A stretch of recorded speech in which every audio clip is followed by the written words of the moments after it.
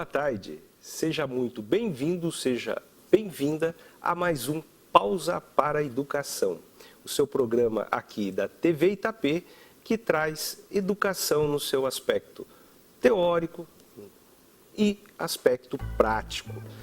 Eu sou o professor Jovir Filho e vou estar com vocês nessa próxima meia hora. Hoje, para o programa, eu separei algumas questões para a gente debater e questões do ponto de vista do pensamento, educacional, e trouxe também questões de matemática, de lógica e, o tempo permitindo, conseguiremos trabalhar ainda questões de língua portuguesa.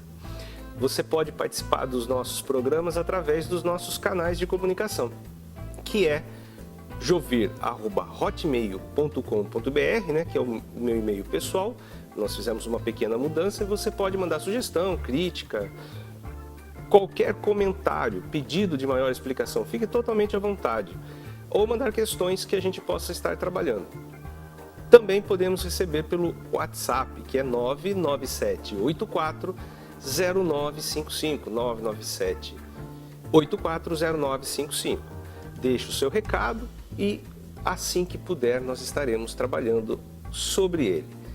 Eu quero começar o nosso programa de hoje falando sobre a conduta educadora. O que posso chamar por conduta educadora? Tanto podemos ter uma conduta educadora realizada, desenvolvida pelos pais, nós na qualidade de pais, como também os professores, Porém, o que mais quero frisar diz respeito aos professores em sala de aula. Volta e meia eu tenho trazido pontos para tentar dialogar o máximo possível com os professores, Eu quero que a gente crie um canal, que a gente pense essa educação e a gente cuide dela. Não adianta falar que a educação vai mal sem fazermos nada para mudar esse estado que a gente chama de um estado, alguns podem dizer que é o fim do poço, da educação. Não, nós estamos em processo de transição. Nós temos a educação hoje, ela tem que ser pensada para os alunos de 2017 em diante. Então não dá para eu aplicar uma conduta de 20 anos atrás. Eu queria destacar o seguinte: então o professor ele precisa se preocupar no que é ser profissional em educação. Ele tem a formação, normalmente o professor até o 5º ano ele precisa ter pedagogia, e os professores do 6º ano em diante precisam ter licenciatura, via de regra, para estar em sala de aula. Essa coisa da pedagogia e da licenciatura é que teria que garantir um conhecimento sobre a prática educacional. O professor pensando a sua própria profissão. No entanto, nós temos umas falhas consideráveis.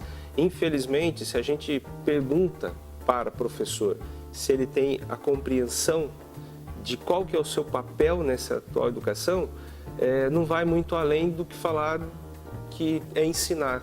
Mas ensinar mudou, O ensinar não é mais mecânico, automático, e as práticas precisam mudar. Então esse professor, esse profissional precisa repensar-se. Eu vou dar um exemplo muito pontual que chegou até mim, de um aluno que tinha escrito a palavra espessura, na lição. Não sei se a professora ditou ou eu acredito que foi ditado, sim, porque ela passou corrigindo depois. E ela escreveu espessura com S e 2 S, Então espessura, ES, e depois SSU. A professora, no entanto, disse para ele que ele estava errado e que espessura era com X. Tudo bem, a professora é obrigada a saber todas as palavras? Obrigada ela não é, Mas se ela cuidou de trazer uma palavra para ditado, significa que ela fez seleção e ela tem que ter cuidado de ter escolhido palavras com grafias corretas. O aluno insistiu que era com S. E qual foi o posicionamento, a conduta dela? Ela deu errado para ele e mandou para o quadro escrever 3 vezes espessura com X, para que ele aprendesse qual que era o certo. Veja bem, nós temos aí uma conduta que em si é antiética. Em si é antiprofissional. Por quê? Porque desconhece o processo do aluno que está em estado de aprendizagem. Ele não tem que saber, né? Segundo, não tem que ser exposto, né, gratuitamente, não houve nenhum enfrentamento, então gratuitamente ela expôs esse aluno. E agora, o caso pior é que o aluno estava certo, o aluno estava dominando a grafia correta. E daí, como que fica essa situação? Como que fica essa condução do aluno com relação à escola? Que imagem, será que esse aluno tende a ter mais prazer em ir para a escola depois que ele foi levado a passar vergonha, pior estando certo? No dia seguinte, a professora chega para o aluno e diz que ele estava certo no dia anterior. Uma conduta, no dia de expor, de levar ao ridículo, ela fez em público, pediu plateia. E no dia de pedir desculpa, a conduta dela teria de ser também na plateia. Falou, olha, eu errei, não devia nem sequer de ter exposto o aluno. Então nós temos aí esse caso, estou trazendo um caso específico para a gente trabalhar com um caso real, né? Para a gente trabalhar com situação que é da sala de aula. Quantos casos desses acontecem cotidianamente? Inúmeros casos, tá?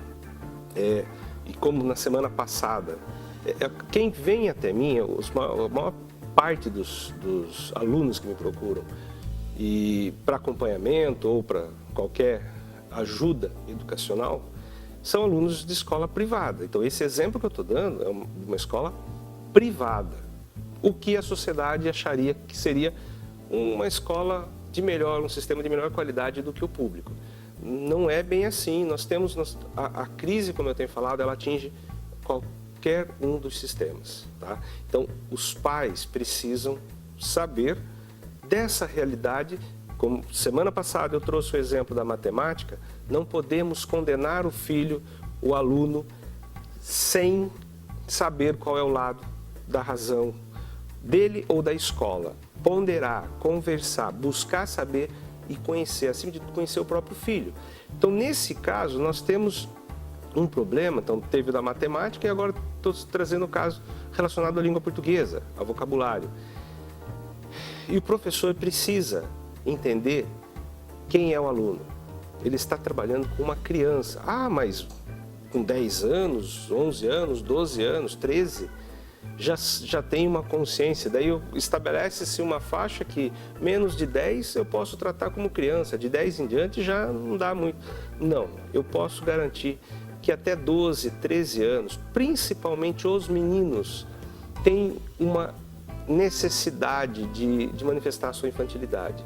Eles precisam, eles têm energia e eles estão dispostos a aprender e muito, muito. E aí que entra a necessidade do professor ser profissional.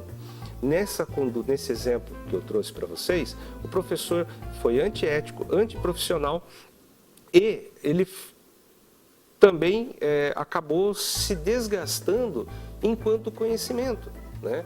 Porque prepara uma atividade sem tomar o devido cuidado dessa atividade, né? De levar uma palavra corretamente para fazer o ditado. Nós temos, então, que pensar juntos que esse professor precisa de ter um cuidado também.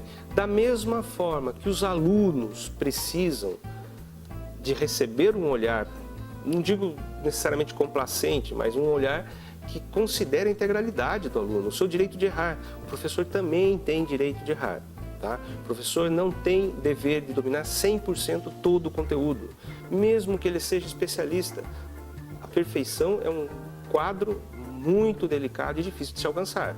Então o professor, ele não deve ser cobrado. Agora, a conduta antiética e antiprofissional, essa é inadmissível. Eu gostaria que a gente pensasse junto, que a gente se atentasse para o que está acontecendo com os nossos filhos nas escolas, para que a gente possa juntos ajudar a escola para que ela venha a ser melhor ou minimamente adequada ao que se espera de uma escola em pleno século XXI. Eu vou fazer uma rápida pausa e voltamos já já daí com a nossa matemática. Eu espero você não saia daí.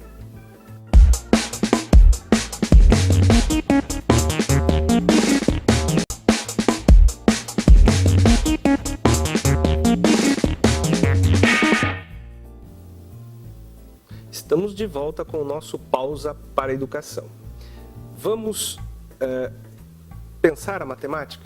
O que nós podemos pensar sobre matemática? Eu preparei para vocês alguns problemas de equação fracionária, em que a principal necessidade é sabermos usar o x. Se eu consigo colocar o x na questão, o x da questão, fica muito mais fácil resolver uma equação, mesmo que ela seja fracionária. Vamos direto lá para o exercício? Trouxe a tela para vocês, vamos lá. De todo o percurso que Ângelo fez durante um dia, ele caminhou 1/5 pela manhã, 2/3 logo depois do almoço e no final da tarde caminhou os 300 metros finais. O total dos percursos em metros foi 1.500, 1.750, 2.000, 2.250 ou 2.500. Qual o total do percurso? Essa é a pergunta que o exercício nos faz, mas eu tenho que fazer para mim e chamá-lo de x. Eu quero descobrir esse percurso se chama x. Daí eu sei que pela manhã foi caminhado 1/5 de x, pela tarde 2/3 de x e final da tarde 300 metros. Então eu sei que o x é igual ao que foi pela manhã, 1/5 de x, ao que foi pela tarde, 2/3 de x, e o que foi ao final da tarde, que são 300 metros. O que eu preciso aqui considerar? Embaixo do x e do 300 é como se tivesse 1, e daí nós fazemos o MMC, né? Tá equivocado ali, eu coloquei o 3 e 4, mas é 3 e 5, mas no desenvolvimento está correto. Então, MMC, eu começo pelo valor de menor número, né? É o 3, e depois eu passo para o 5. Então, nós temos 3 vezes 5, 15. Então, multiplicando, então eu vou dividir pelo valor de baixo e multiplicar pelo de cima. Então, dividindo 15 por 1 dá 15, vezes o x, 15x. Dividindo 15 por 5 dá 3, vezes o 1, 3x. Dividindo 15 por 3 dá 5, vezes o 2 dá 10x. E dividindo 15 por 1 dá 15, vezes 300 dá 4.500. Somo 3 mais 10 dá 13, passo para o outro lado, né? Então, se está mais 13, passou para a esquerda como menos 13. Sempre que eu passar para o outro lado da igualdade, né, lembrando, eu faço o inverso. Está somando, subtraindo, está subtraindo, somando. Está multiplicando, dividindo, dividindo, multiplicando. E assim por diante. 2x é igual a 4.500, então lá o 2 está multiplicando, vai passar dividindo o 4.500. Sabemos que é 2.250. Simples, é bastante simples. Já vou direto para outro problema que a gente depois pensa no todo. Uma professora tinha certa quantidade de provas para corrigir. Reuniu todas em uma pasta e iniciou a correção. Corrigiu inicialmente 16 provas e, num segundo momento, corrigiu 3/4 das restantes. Fez uma pausa e, em seguida, corrigiu as últimas 15 provas, concluindo o serviço. Agora eu quero saber também o número total de provas que estavam na pasta e foram corrigidas pela professora. É 80, 78, 76, 72 ou 68. Primeiro, ela corrigiu 16. Depois, 3/4 do restante. Por fim, 1/4 do restante, que é 15. Por que 1/4 do restante? Se ela corrigiu 3/4 do restante, para dar o total do restante, 1/4. Daí a gente pode pensar, o meu x é o total? Não precisa ser. Aqui eu vou perguntar, qual é este restante?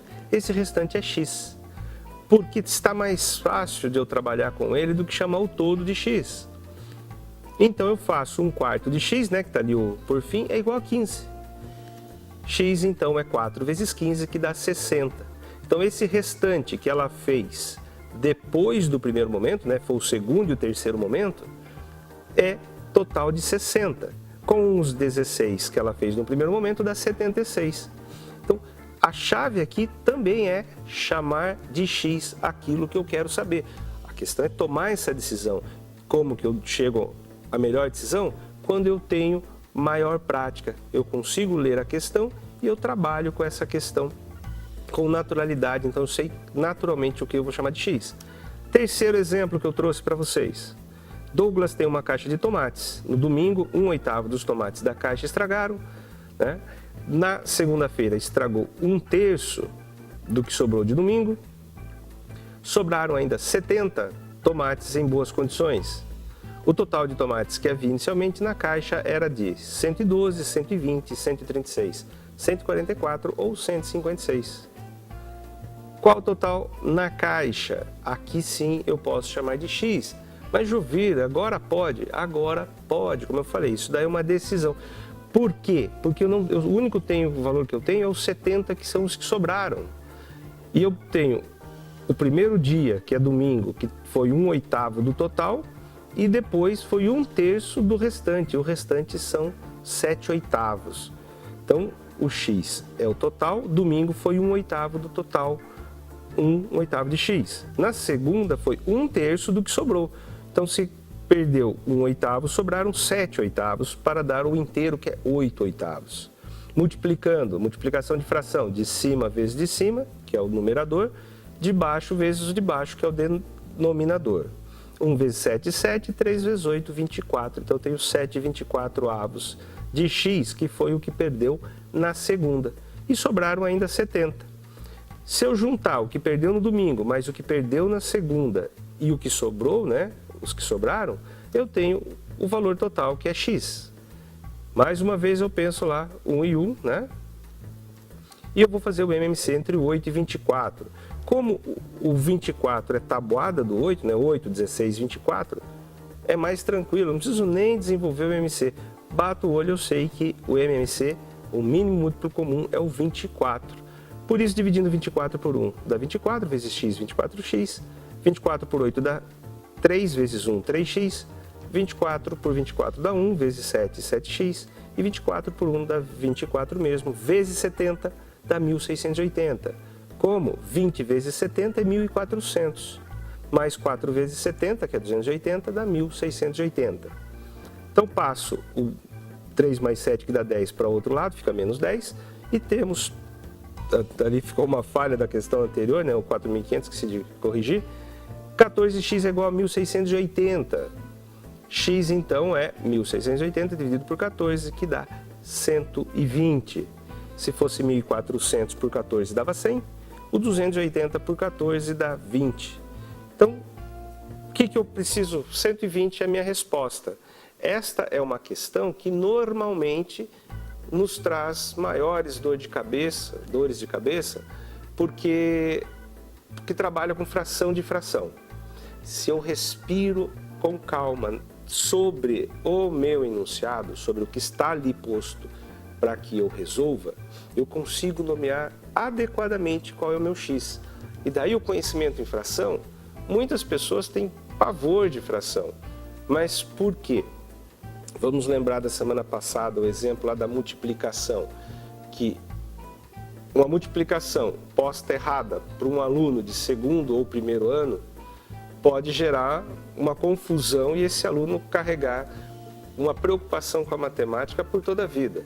Então, infelizmente, de primeiro a quinto ano, cobra-se de professores que ensinem aquilo que, infelizmente, eles não têm pleno domínio.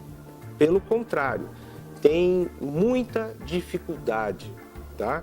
É uma dificuldade muito bem caracterizada. Então, nós não podemos cobrar. No entanto, os nossos filhos vão ser cobrados, né? Os alunos vão ser cobrados mais adiante para que tenham esse conhecimento. Ou quando já adulto, né? Não vamos pensar nem na idade escolar, mas os adultos que vão para o concurso e se deparam com uma fração e tem um drama por achar que não sabem fração.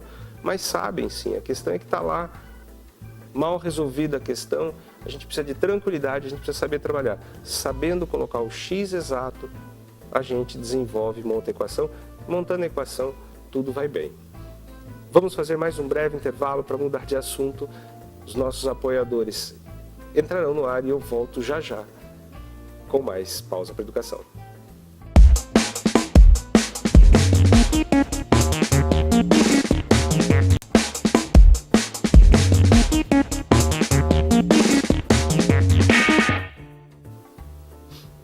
Vamos continuar com a nossa resolução de exercício no nosso Pausa para a Educação. Lembrando que você tem os canais de comunicação, que são o e-mail, né, jovir@hotmail.com.br, ou o WhatsApp, que é 997840955, 997840955. Ficou dúvidas com relação à equação envolvendo fração? Jovir, trabalha mais um dia essa questão. Eu volto com novas questões. Sempre estaremos dialogando com vocês, telespectadores, que são a razão da nossa TV Itapê. Lembrando, acabei me esquecendo no começo do programa, que excepcionalmente não estamos com o link hoje no Facebook, por problemas técnicos. No entanto, estamos com o link na nossa página, que é www.tvitap.com.br. Você pode então acessar de qualquer lugar do mundo o nosso canal da TV Itapê, né? Vamos falar agora sobre questões de lógica. Eu trouxe uma tela para vocês, vamos lá? Considere o padrão de quadrículas pintadas na cor preta e não pintadas nas primeiras 5 figuras de uma sequência. Então, as 5 figuras de uma sequência. Na figura 1 eu tenho 2 quadrículas pintadas em preto, na segunda figura também 2, na terceira também 2, na quarta figura eu tenho uma quadrícula apenas pintada em preto, né? Segue o padrão, vejam sempre a vertical da esquerda, a horizontal inferior, vertical da direita, horizontal superior e a central, né? Perfazendo o quê? O total de quadrículas que tem. Então, numa sequência dessa, de 1 a 5, eu tenho 9 quadrículas que seriam pintadas em preto. Sabendo-se que o padrão se mantém para todas as figuras dessa sequência, ou seja, o que está pintado na figura 6 é igual ao que está pintado na figura 1, o que está pintado na figura 7 é igual ao que está pintado na figura 2, e assim sucessivamente pode-se concluir corretamente que da figura 1 até a figura 89, o número total de quadrículas pintadas é 158, 161, 170, 189 ou 193. Vejamos, eu tenho a sequência de 5 em 5. Se eu pegar o 89 e dividir por 5, eu descubro que tem 17 sequências inteiras. Isto até o 85. Daí o 86 é a figura 1, o 87 é a figura 2, o 83 é a figura 3, 83 e 88, desculpa, e o 89 é a figura 4. Então, quer dizer, eu tenho 5 cada sequência, então são 17 sequências completas, cada uma com 9 quadrículas. Por isso eu multiplico 17 vezes 9, que dá 153. E mais 4 figuras, que seria 1, 2, 3 e 4, cada uma com 2, ou seja, mais 8. Então eu tenho 153 mais 8, que dá 161. Por que isso daqui? Ah, mas eu fiz conta, Jovir. Fez conta, mas isso daqui é raciocínio lógico, matemático. É para eu pensar, tomando a água para aliviar a garganta, voltando para pensar aqui na melhor estratégia. Então, essas questões, como eu tenho falado em vários programas, elas acontecem porque elas trabalham a capacidade lógica de pensar. E aqui a nossa resposta é 161. Já na sequência, eu vou para mais uma questão de lógica. Perdão. Em um corredor estão 20 armários, colocados lado a lado, numerados de 1 a 20 e cada um com sua porta fechada. 4 pessoas em fila passam pelos armários, mexem nas portas segundo as seguintes regras. Primeira regra: a primeira pessoa da fila abre a porta de todos os armários. A segunda pessoa da fila fecha a porta de todos os armários numerados com números pares. A terceira pessoa da fila fecha a porta de todos os armários cujos números são ímpares e múltiplos de 3. E a última pessoa, a quarta pessoa da fila, abre a porta dos armários numerados com números múltiplos de 4. Perdão, a tosse está pegando nessa garganta seca, né? Pois bem, após essas 4 pessoas interferirem nas portas dos armários, o número de armários que ficaram com as portas abertas é 11, 12, 13, 14 ou 15. Então pensemos nos 20 armários. A primeira pessoa fez o quê? Fechou todos os pares. Então ela fechou 2, 4, 6, o 8, o 10, 12, 14, 16, 18 e o 20. A segunda fechou todos os armários numerados com números ímpares e múltiplos de 3. O 6 é múltiplo de 3, mas ele não é ímpar, né? Porque ele já... ele já está fechado, então eu vou cuidar apenas dos ímpares, que são múltiplos de 3. Então é o 3, perdão, mais uma vez, o 9 e o 15. A quarta pessoa fez o quê? Ela abriu, então ela fez o contrário, então tem que estar atento, olha só, aqui é um exercício de leitura. A primeira abre, a segunda fecha, a terceira fecha, a quarta abre. Então ela abre os que são múltiplos de 4. Então ela abre o 4, ela abre o 8, o 12, o 16 e o 20. Quantas portas ficaram fechadas? 8 portas fechadas, ou seja, quantas ficaram abertas? 12 portas abertas. Pois bem, o que nós temos nessas leituras, né? Nós temos a lógica, ela trabalha com a linha de pensamento. Às vezes, os dois exemplos que eu trouxe são matemáticos também. Não necessariamente serão matemáticos, porque pode ser que sejam puramente verbais, né? A gente pensar não com números, mas com as palavras. A lógica é uma realidade. Quanto mais o seu filho souber de lógica, tanto melhor. E sabe o que é incrível? Estou falando filho, mas essas questões aqui são voltadas principalmente para pessoas que vão fazer concurso ou, como eu sempre tenho destacado, a prova da FATEC tem trazido constantemente questões de lógica.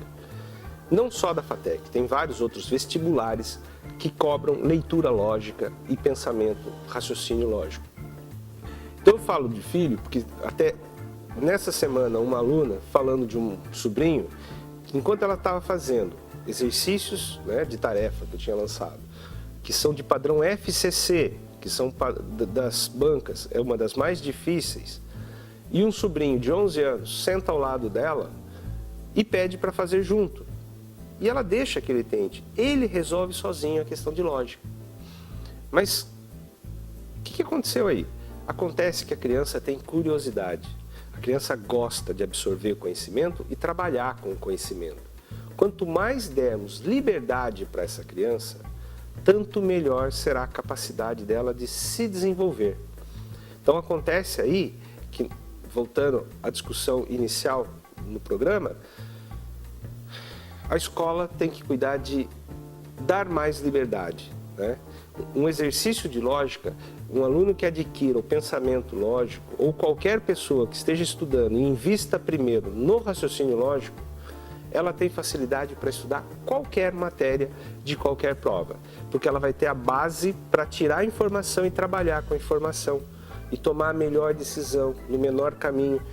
Porque é o seguinte, um vestibular ou uma prova de concurso não reserva mais do que 3 minutos por questão, né? Tem provas que são 2,5 minutos por questão, às vezes até menos.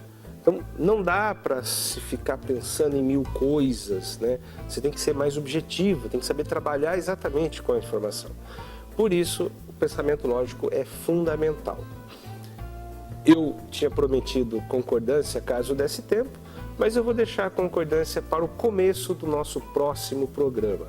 Eu agradeço muito a sua presença e conto com você na semana que vem para mais um Pausa para a Educação. Tenham todos uma boa semana e até lá!